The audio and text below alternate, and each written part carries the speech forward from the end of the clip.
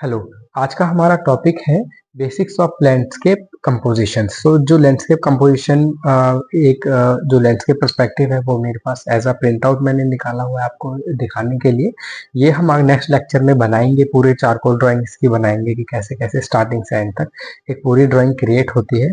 ये जो foggy area है ये जानबूझ के मैंने ऐसा पर्सपेक्टिव लिया है सो दैट जो चारकोल है उसमें हम ऐसा फॉगी एरिया, ऐसा ब्लर एरिया हम कैसे बना सकते हैं वो हम देखेंगे। तो बेसिकली जो लैंडस्केप है, कोई भी लैंडस्केप पर्सपेक्टिव है उसको हम थ्री वे में डिवाइड कर सकते हैं। जो थ्री पार्ट्स में डिवाइड कर सकते हैं। जो पहला पार्ट होगा वो होगा फोरग्राउंड, सेकंड होगा मिडिल ग्राउंड एंड तीसरा होगा बैकग्राउंड। सो फोरग्राउंड में आएगा जो मेन ऑब्जेक्ट है, हमारे ट्रीज हुए या रोड हुआ, और जो ट्रीज हैं वो आएगा हमारे फोरग्राउंड में। मिडिल ग्राउंड में जो ये बैकग्राउंड का एरिया है जहां पर बेस अप्लाई होगा और ये मिडिल ग्राउंड में आएगा। और जो थर्ड है उसमें जो बैकग्राउंड है उसमें ये जो बैकग्राउंड का पार्ट है जहां पर माउंटेन्स हो सकते हैं, कोई भी लैंडस्केप क्रिएट कर रहे हैं हम, या बैकग्राउंड में कोई ओशन है, सी है, सी स्केप अगर हम क्रिएट कर रहे हैं तो वो बैकग्राउंड में आएगा। नेक्स्ट आता है हमारे पास लीडिंग लाइंस क्या होती है। कोई भी लीडिंग लाइन होती है, जैसे हमने पर्सपेक्टिव पर्सपेक्टिव उसमें वन पॉइंट पर्सपेक्टिव में देखा था। कोई भी जो पर्सपेक्टिव है, जो लीडिंग लाइंस होती हैं वो आगे जाके एक वैनिशिंग पॉइंट पर टकराती हैं तो उसको हम वन पॉइंट पर्सपेक्टिव बोलते हैं। ऐसे ही वन पॉइंट पर्सपेक्टिव यहाँ पर क्रिएट हो रहा है। जो रोड है वो एक पर्टिकुलर पॉइंट पर वैनिश हो रहा है, यहाँ पर जाकर हल्का सा यहाँ से टर्न है। सो ये जो लाइंस हैं उनको हम बोलेंगे लीडिंग लाइंस। ये रेलवे ट्रैक की हो सकती हैं, रिवर हो सकता है, या फिर कोई भी मेन हाईवे रोड भी, और कोई भी जो मेन लैंड है, कोई भी जो ट्रंक है, कोई मान लीजिए ट्रंक ऐसे रखा हुआ है और जो रोड है वो यहाँ से गो थ्रू हो रहा है।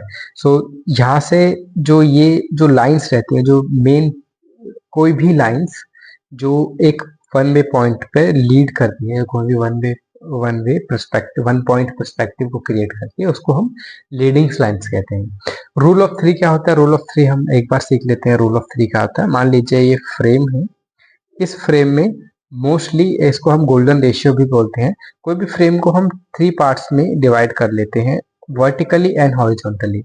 सो जो ये पॉइंट्स आते हैं हमारे पास, चार पॉइंट्स, हम जो अपना जो सेंटर है, जो पेंटिंग का जो मेन फोकस है, हम इस फोकस पर रखते हैं। मान लीजिए हम स्टिल लाइफ पेंटिंग क्रिएट कर रहे हैं तो उसका जो बॉटम आएगा वो इस लाइन पर क्रिएट करेंगे हम। एंड इस लाइन पर, इस जो लाइन है वहां, इस लाइन पर हम अपना जो मेन ऑब्जेक्ट है, कोई भी हमारा जो स्टिल लाइफ पेंटिंग का ऑब्जेक्ट है उसको हम प्लेस करेंगे। एंड यहाँ पर हम उसके साइड में जो अनदर फ्रूट है उसको हम प्लेस करेंगे। तो एक फ्रेम को तीन पार्ट्स में डिवाइड करना सो दैट जो एक व्यूइंग एंगल है वो काफी ज्यादा परफेक्टली बनता है यहाँ पर, इसीलिए इसको हम बोलते हैं रूल ऑफ थ्री। बेसिकली हमने ग्रिड अप्लाई किए हैं vertically and horizontally. In line को हम रखते हैं। मान लीजिए हम कोई सी स्केप क्रिएट कर रहे हैं तो सेम सी स्केप जब हम क्रिएट करेंगे तो हम कोशिश करते हैं कि जो सी स्केप की जो लाइन है, जो हॉरिजॉन्टल लाइन है, हम यहाँ पर प्लेस करें या यहाँ पर प्लेस करें।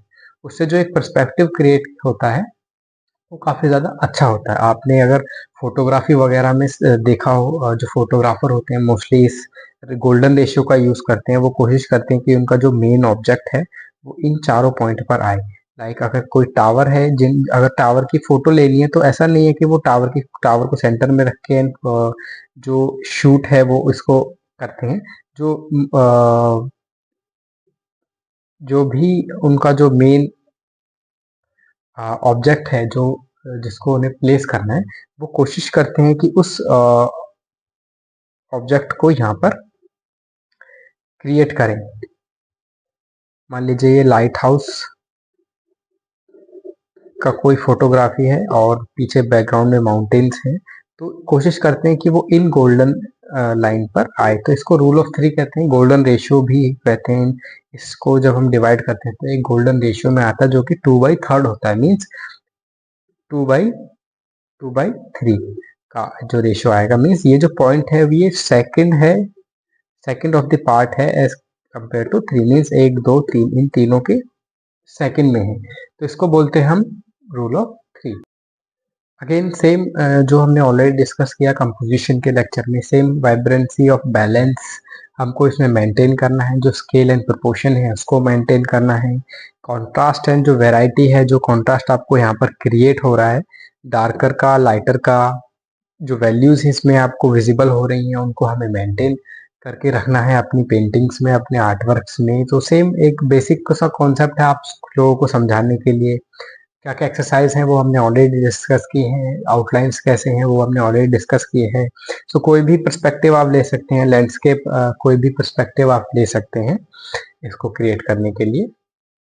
जैसे हमने इस लैंडस्केप में देखा था, ये जो हॉरिजॉन लाइन है वो हॉरिजॉन लाइन मिड से हाफ में रहती है, एंड जो माउंटेन्स हैं वो राइट साइड हैं, जो फोरग्राउंड में जो माउंटेन्स हैं वो हमेशा छोटी होती हैं। तो ये जो कंपोजिशन है ये हमेशा बैलेंस में रखना है। जो मेन ऑब्जेक्ट है वो सेंटर में रहेगा और उसमें डिटेल वर्क ज़्यादा होगा। कोई भी जब हम ऑब्जेक्ट क्रिएट करते हैं, कोई भी पोर्ट्रेट बनाते हैं, तो जो मेन पोर्ट्रेट है, मान लीजिए नंबर ऑफ पीपल हम क्रिएट कर रहे हैं, एंड जो मेन पोर्ट्रेट है उसमें डिटेल ज़्यादा होगी सो दैट वो हाईलाइट ज़्यादा हो। तो सबसे ज़्यादा अच्छी डिटेल के साथ ये हमको मेन ऑब्जेक्ट क्रिएट करना है।